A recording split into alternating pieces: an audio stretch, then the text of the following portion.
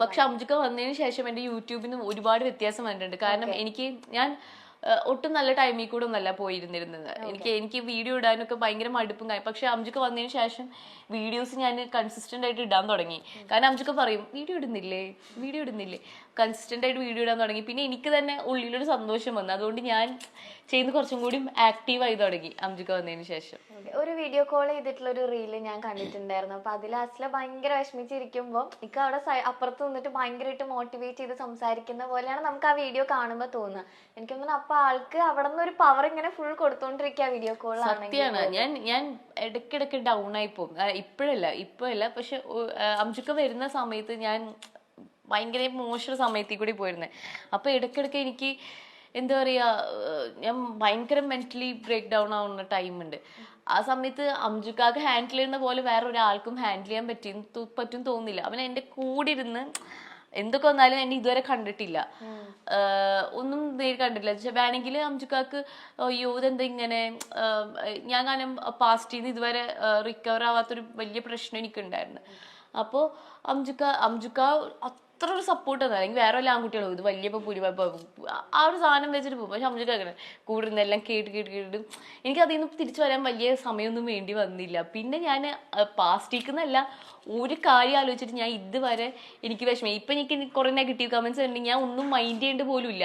കാരണം എനിക്കുണ്ട്, എൻ്റെ കൂടെ അംജുക്കുണ്ട്, എൻ്റെ ഫാമിലി ഉണ്ട്. പിന്നെ എന്താ എനിക്കിപ്പോ ഇനി ഒന്നും ഇല്ലാത്തില്ല. പിന്നെ ഞാൻ എന്താ ബോധറയാണ് ആ ഒരു സാധനം. എന്തായിരുന്നു ആള് പറഞ്ഞു തന്നോണ്ടിരുന്നത്? മോട്ടിവേറ്റ് ചെയ്യുമ്പോൾ പറഞ്ഞു തന്നിരുന്ന കാര്യം? മോട്ടിവേറ്റ് എന്ന് പറഞ്ഞാൽ ആ ഒരു സിറ്റുവേഷൻ അനുസരിച്ച് ലൈക്ക് എനിക്ക് അറിയാൻ പറ്റും ഹാൻഡിൽ ചെയ്തിരുന്ന അസ്ലയുടെ ആ ഒരു ടൈമൊക്കെ. ഹാൻഡിൽ എന്ന് പറഞ്ഞാൽ മാക്സിമം ലിസൺ ചെയ്യാ. അംജുക്ക് ഭയങ്കര ലിസണറാണ്. അംജുക്ക് കേട്ടിരിക്കും. എന്ന് വെച്ചിട്ട് ഇപ്പൊ ചിലതൊക്കെ അംജുക്ക കേൾക്കുമ്പോൾ ചിലപ്പോൾ വിഷമാവുന്നുണ്ടാവും. പക്ഷെ അംജുക്കൊക്കെ കേട്ടിരിക്കുള്ളൂ. എന്നിട്ട് അംജുക്ക വീഡിയോ കോളിലാണെങ്കിലും നമുക്ക് കേൾക്കുന്ന ആൾക്കാർക്ക് ഇത് ഭയങ്കര ഒരു ക്രിഞ്ചായിട്ട് തോന്നും. ഇതെന്തത് പൈങ്കിലും. പക്ഷെ അങ്ങനെയല്ല. അംജുക്ക അവിടെ വീഡിയോ കോളിൽ അപ്പുറത്തിരുന്നിട്ടാണെങ്കിലും കുഞ്ഞി അവിടെ ഇരിക്ക്, ബ്രീത്ത് എടുക്ക്, വാ കൈ പിടിക്ക്, നോക്കട്ടെ, കുഴപ്പമില്ല, ഒന്നുമില്ല കേട്ടോ, ഒന്നുമില്ല. ഈ ഒരു സാധനം ഉണ്ട്. പാനിക് അറ്റാക്ക് പോലെയൊക്കെ വരുമ്പോ മെയിൻ ആയിട്ട് നമ്മളിങ്ങനെ ചോദിക്കും എന്താ പറ്റിയ, ഇതൊന്നും അല്ല. നമ്മൾ മാക്സിമം ആളിനെ റിലാക്സ് ചെയ്യാൻ നോക്കുക, കാം ചെയ്യാൻ നോക്കുക, എന്നിട്ട് അതിലോട്ട് സംസാരിക്കുക. After everything she got settled. അത് കഴിഞ്ഞിട്ടാണ് കാര്യം ഡീൽ ചെയ്യുക. കാരണം മോളുടെ ഒരു സ്വഭാവം വെച്ചാൽ എന്തെങ്കിലും വിഷമം തട്ടിയാ പെട്ടെന്ന് ഇങ്ങനെ എടുത്ത് പറയത്തൊന്നുമില്ല. പക്ഷെ ചില സംസാരിക്കുന്ന ഇടറിയാലോ ഒരു നോട്ടോ അതൊക്കെ അങ്ങനെയാണ്. ഞാൻ പെട്ടെന്ന് പൊട്ടിത്തെറിക്കില്ല. പക്ഷെ എന്നെ അറിയുന്നവർക്ക് മാത്രം പുറമെന്ന് കാണുമ്പോൾ മനസ്സിലായി. ഞാൻ പെട്ടെന്ന് ഭയങ്കര സൈലന്റ് ആവും. എനിക്ക് സംസാരിക്കാൻ പറ്റാണ്ടാവും. എനിക്ക് അങ്ങ് ബ്രീത്തിങ് ഇഷ്യൂസ് വരും. അങ്ങനെയൊക്കെയാണ് എനിക്ക് കൂടുതലും വരാറ്. അംജുക്കാക്ക് അത് എന്നെ മുന്നേ അറിയൂല, പരിചയമില്ല, ഒന്നുമില്ല. പക്ഷെ പെട്ടെന്ന് അംജുക്കാക്ക് അത് ഇതാവും. ആ ഒരു രീതിക്ക് അങ്ങനെ പോയിക്കൊണ്ടിരിക്കും. വീഡിയോ കോളിൽ അതാ ഞാൻ പറഞ്ഞത്. എനിക്കപ്പോ video call long distance relationship എന്നെ ഭയങ്കര ഏറ്റവും കൂടുതൽ ഒരു റിലേഷൻഷിപ്പ് ബ്രേക്ക് ചെയ്യാൻ പറ്റുന്ന ഒരു സാധനമാണ് ലോങ് ഡിസ്റ്റൻസ്. പക്ഷെ നമ്മൾ ഇതുവരെ കാണാത്ത പോലും ആൾക്കാർക്ക് അത് ഭയങ്കര ഡീപ്പായിട്ട് വന്നേക്കുന്നത്. ഞങ്ങൾക്ക് അതിന് ലോങ് ഡിസ്റ്റൻസ് ആണെന്ന് തോന്നിയിട്ട് ഓക്കെ നേരി കണ്ടിട്ടില്ല, ഫിസിക്കൽ പ്രസൻസ് ഇല്ല. പക്ഷെ നമ്മൾ തമ്മിലൊരു ഏറ്റവും കൂടുതൽ ഞാൻ എന്താ പറയാ ആഗ്രഹിക്കുന്നത് ഇമോഷണൽ സപ്പോർട്ടാണ്. എനിക്ക് വേറെ ഒരു സപ്പോർട്ടിനേക്കാളും കൂടുതൽ വേണ്ടത് ഇമോഷണൽ സപ്പോർട്ട്. അത് അംജുക്ക് ആവശ്യത്തിൽ അധികമാണ് തന്നുകൊണ്ടിരിക്കുന്നത്. ഇപ്പൊ ലോങ് ഡിസ്റ്റൻസ് റിലേഷൻഷിപ്പിന്റെ കാര്യം നമ്മൾ പറഞ്ഞുകൊണ്ട് ചോദിക്കുകയാണ്. അതുപോലെ നിൽക്കുന്ന ഒരുപാട് ആൾക്കാരുണ്ട്. അപ്പൊ നേരത്തെ പറഞ്ഞാൽ അതൊരു ബ്രേക്കപ്പിനുള്ള ഒരു ചാൻസും കൂടെ കുറെ പേര് റിലേഷൻഷിപ്പിൽ നമ്മളത് കാണുന്നുണ്ട്. അപ്പൊ അങ്ങനെയുള്ളവർക്ക് നിങ്ങളിപ്പോ ഇത്രയും അത് നേരിട്ട് കണ്ടിട്ട് പോലും മാരേജിലേക്ക് വരെ എത്തി നിൽക്കുക, അവർക്ക് എന്താ ഒരു അഡ്വൈസ് കൊടുക്കാനുള്ള? ആക്ച്വലി അത് ഭയങ്കര ഹെൽപ്ഫുൾ ആയിരിക്കും അവർക്കും. അതെ, മെയിൻ ആയിട്ട് കമ്മിറ്റഡ് ആയിരിക്കുക, ഓണസ്റ്റ് ആയിട്ടിരിക്കുക. പിന്നെ ഈ പ്രേമം പോലല്ല, ഇറ്റ്സ് അബൌട്ട് മാരേജ്. നമ്മൾ നേരെ വന്നിട്ട് ആദ്യം പറഞ്ഞത് okay once we all got set ആയപ്പോൾ നമ്മൾ പറഞ്ഞ വേറെ ഒന്നും വേണ്ട, നമുക്ക് സ്ട്രേറ്റ് ഫോർവേഡ് നിക്കാഹ് അങ്ങ് ചെയ്ത് കളയാം. അങ്ങനെയായിരുന്നു ഞങ്ങളുടെ പ്ലാൻ. പക്ഷെ എൻ്റെ വീട്ടുകാർക്ക്, എൻ്റെ മമ്മിക്ക് ഞാൻ ഉണ്ടായതെന്ന് പറഞ്ഞ ഒരു കല്യാണം കഴിഞ്ഞ ഒരു 5-6 കൊല്ലം ശേഷം ഞാൻ ഉണ്ടായത്. അപ്പൊ അവർക്ക് അത്രയും ഡ്രീമും കാര്യങ്ങളുണ്ട്. എൻ്റെ കല്യാണം എങ്ങനെ ആവണം, അത്ര ഇതാണ്, മൂത്ത മോനാണ്. സോ അങ്ങനെ വീട്ടുകാരുടെ ഇത് പ്രകാരമാണ് ബാക്കിയുള്ള ചടങ്ങുകളും കാര്യങ്ങളൊക്കെ പോയത് സത്യം പറഞ്ഞ. ഇപ്പൊ അംജുക്കാക്ക് സത്യം പറഞ്ഞ മാരേജ് എന്നുള്ള കോൺസെപ്റ്റ് ഇല്ലായിരുന്നു. സത്യം പറഞ്ഞ കല്യാണം കഴിക്കണം തീരെ ഇല്ല. അംജുക്കാരുടെ ഒരു ഇത് വെച്ചിട്ട് ഒരാളെ സ്നേഹിച്ചു കഴിഞ്ഞാൽ എന്തിനാണ് ഒരു മാരേജ് എന്ന് പറഞ്ഞൊരു സാധനം, എന്തിനാണ് അതിൽ ആവശ്യമില്ലല്ലോ. ഇങ്ങനത്തെ ഒരു മൈൻഡ് സെറ്റ് ആയിരുന്നു അംജുക്കാക്ക്. അതാണ് 31 വയസ്സ് വരെ അംജുക്ക കല്യാണം കഴിക്കാതെ ഇരുന്ന് മെയിൻ കാര്യം ലവ് പോരെ എന്നുള്ളൊരു സാധനമായിരുന്നു. പിന്നെ അംജുക്കാക്ക് പിന്നെ ജോലി കാര്യം ആ സൈക്കിളിൽ ഇങ്ങനെ പോയപ്പോ പിന്നെ മനസ്സിലായി എനിക്ക് ഒരാള് വേണം. ഇങ്ങനെ ഒരു point at A point of time നമുക്ക് തന്നെ മനസ്സിലാവും ഇനി അങ്ങോട്ട് ഈ ഒറ്റപ്പെട്ട ജീവിതമല്ല ഇനി അങ്ങോട്ട് മുന്നോട്ടുള്ളത്. നമുക്ക് നമ്മളായിട്ടുള്ളൊരു ഹാപ്പിനെസ്സും കാര്യം വേണമെങ്കിൽ ഒരാളായിട്ട് ഷെയർ ചെയ്യണം. അതിന് ഏറ്റവും ബെസ്റ്റ് ഒരു പാർട്ട്ണറാണ്. ലോങ് ഡിസ്റ്റൻസ് റിലേഷൻഷിപ്പ് എനിക്ക് മെയിനായിട്ട് തോന്നിയത് ഏറ്റവും കൂടുതൽ ഈ ബ്രേക്കപ്പ് വരാൻ കാരണം വെച്ച് കഴിഞ്ഞാൽ ഇപ്പം നമ്മൾ പ്രേമിക്കുന്ന സമയത്ത് പൊസസീവ്നെസ് എന്നുള്ള സാധനം ഭയങ്കര തൊട്ടടുത്തിരിക്കുമ്പോൾ തന്നെ പൊസസീവ്നെസ് എന്നുള്ള സാധനം ഉണ്ടായിരിക്കും. അപ്പൊ ഈ ദൂര സ്ഥലത്ത് പോകുമ്പോൾ അറിയുന്നില്ല ആളെന്ത് ചെയ്യുന്നു, എവിടെ പോകുന്നു. അപ്പൊ ഉള്ളിന് ഭയങ്കര ഇൻസെക്യൂരിറ്റീസ് വരും. ഈ ഇൻസെക്യൂരിറ്റീസ് ഇല്ലാതാക്കി കൊടുക്കേണ്ടത് പാർട്ട്ണർക്കും ഒരു മെയിൻ കടമയാണ്. എന്നുവെച്ചാൽ സംശയരോഗം ഉണ്ടെങ്കിൽ നമുക്ക് ഒന്നും ചെയ്യാൻ പറ്റത്തില്ല. പക്ഷെ ഒരു പരിധി വരെ പൊസസീവ്നെസ് നമുക്ക് ഇല്ലാതാക്കാൻ പറ്റും. നമ്മൾ ഒന്നും വിശേഷം കാര്യം അറിയിക്കില്ല. ഞാൻ എവിടെ പോയാലും ബാത്റൂമിൽ പോയാൽ പോലും അറിയിക്കുന്നല്ല.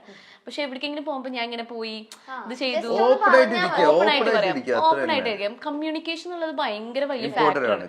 പിന്നെന്ന് പറയുന്നത് ഒരു എഫേർട്ട് എടുക്കണം. ഇപ്പൊ ടൈം ഡിഫറൻസ് ഉണ്ടാവും 5.5 മണിക്കൂർ. രണ്ടുപേരും ഒരു എഫേർട്ട് എടുത്തില്ലെങ്കിൽ അവിടെ സംസാരിക്കാൻ ഒരിക്കലും പറ്റും. നമ്മളിവിടെ രാവിലെ ആകുമ്പോൾ അവിടെ രാത്രി അങ്ങനെയൊക്കെ സമയം ഇങ്ങോട്ട് വിളിക്കട്ടെ ഇരുന്ന് അല്ലെങ്കിൽ ഞാൻ ഭയങ്കര ടയേർഡാണ് എനിക്കിപ്പോ ഇതല്ലല്ലോ സമയം എന്നൊക്കെ പറഞ്ഞ ഒരു റിലേഷൻഷിപ്പ് ഒരിക്കലും അത് മുന്നോട്ട് പോകത്തില്ല. നമുക്ക് എപ്പോഴും ആ ഒരാളുടെ കൂടെ അയാൾ ഉണ്ട് എന്നുള്ളൊരു സാധനം വരുത്തി തീർക്കണം. പിന്നെന്ന് പറയുന്നത് അണ്ടർസ്റ്റാൻഡിങ് ആണ്, മനസ്സിലാക്കുക. ഇപ്പൊ അംജുക്ക് ചില സമയത്ത് ഇപ്പൊ നൈറ്റ് ഷിഫ്റ്റ് ഒക്കെ ഉള്ള സമയത്ത് നൈറ്റ് ഷിഫ്റ്റ് കഴിഞ്ഞ് വന്നു കഴിഞ്ഞാൽ അംജുക്ക് രാവിലെ മൊത്തം ഉറക്കായിരിക്കും. കാരണം എഴുന്നേറ്റിരിക്കാൻ പറ്റില്ല. എത്ര വെച്ചിട്ട് ഒരു മനുഷ്യന് ഫുള്ള് ആ പണി കഴിഞ്ഞിട്ട് അപ്പൊ ഉറങ്ങുമായിരിക്കും. അപ്പൊ നൈറ്റ് ഷിഫ്റ്റ് ഉള്ള സമയത്ത് എനിക്ക് കിട്ടാറേ ഇല്ല അംജുക്കാനെ, കുറവാണ്. പക്ഷെ ഓരോ ഉറക്കത്തിന്റെ ഇടയിൽ പുള്ളി വിളിക്കും, ഉറങ്ങി എഴുന്നേറ്റിട്ട് വിളിക്കും വെക്കും. അതിൽ സംസാരം ഭയങ്കര കുറവായിരിക്കും. അപ്പൊ അതും മനസ്സിലാക്കാം. എല്ലാം അങ്ങോട്ടും ഇങ്ങോട്ടൊക്കെ അഡ്ജസ്റ്റ്മെന്റ് വേണം. എന്തൊക്കെ വന്നാലും എപ്പോഴും അഡ്ജസ്റ്റ്മെന്റ് ഇല്ല, അണ്ടർസ്റ്റാൻഡിങ് പറഞ്ഞ കാര്യമില്ല. നമ്മൾ രണ്ട് വീട്ടിൽ നിന്നും രണ്ട് സാഹചര്യത്തിൽ നിന്ന് വരുന്നവരും. അപ്പൊ അങ്ങോട്ടും ഇങ്ങോട്ടും ഒരു അഡ്ജസ്റ്റ്മെന്റ് വേണം. അത്രേ ഉള്ളൂ. ഓക്കെ. ഇപ്പൊ എനിക്ക് ഇത്രയും കഥകൾ കേട്ടപ്പോൾ എനിക്ക് തോന്നുന്നു സോഷ്യൽ മീഡിയയിലാണെങ്കിൽ ഇപ്പൊ ഈ നെഗറ്റീവ് കമന്റ്സ് വരുന്നത് തന്നെ അംജുക്ക് ഭയങ്കര എക്സ്പ്രസീവ് ആയിട്ട് ഈ സംഭവങ്ങൾ കാണിക്കുന്നു. പക്ഷെ എനിക്ക് തോന്നുന്നു നിങ്ങളുടെ ലൈഫിൽ ആ ഒരു പോയിന്റിൽ രണ്ടുപേർക്കും കല്യാണം വേണം, ഒരു പാർട്ട്ണർ വേണം എന്ന് തോന്നിയത് കൊണ്ട് കൂടെയാണ് ആ ഒരു അത്രയും സ്നേഹം എക്സ്പ്രസ് ചെയ്യുന്നതെന്നാണ് ഇത്രയും നേരം സംസാരിച്ചപ്പോ എനിക്ക് തോന്നിയ ഒരു കാര്യം. അംജുക്കാർക്ക് ഒരു പേരും വന്നിട്ടുണ്ട്, ഉമ്മച്ചൻ.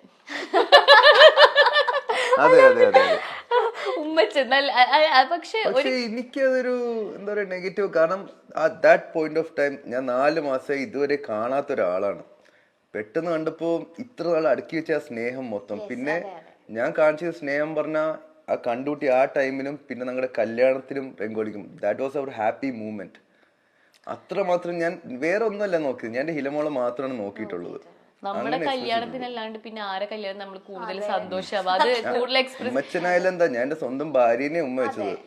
പിന്നെന്ന് പറയുന്നത് അംജുക്ക എന്നുള്ള ഒരാള് വെറും 4 മാസത്തിനുള്ളിൽ ഈ പെൺകുട്ടിനെ കല്യാണം കഴിക്കുക അല്ലെങ്കിൽ ഞാനൊരു ഈ ആൺകുട്ടിനെ കല്യാണം കഴിക്കാന്ന് പറയുമ്പോൾ നമുക്ക് അത്രയും സ്നേഹം ഡീപ്പായിട്ടാണ്. അല്ലെങ്കിൽ നമുക്ക് കുറെ കാലം ചുമ്മാ പ്രേമിച്ച് നടക്കാം, അത് കഴിഞ്ഞിട്ട് അങ്ങനൊന്നല്ല. നമുക്ക് നമ്മൾ അത്രയും ആഗ്രഹിച്ചിട്ടാണ് ഈ പെട്ടെന്ന് തന്നെ നമ്മൾ കല്യാണം നടത്തുന്നതാണെങ്കിലും കാര്യങ്ങളും.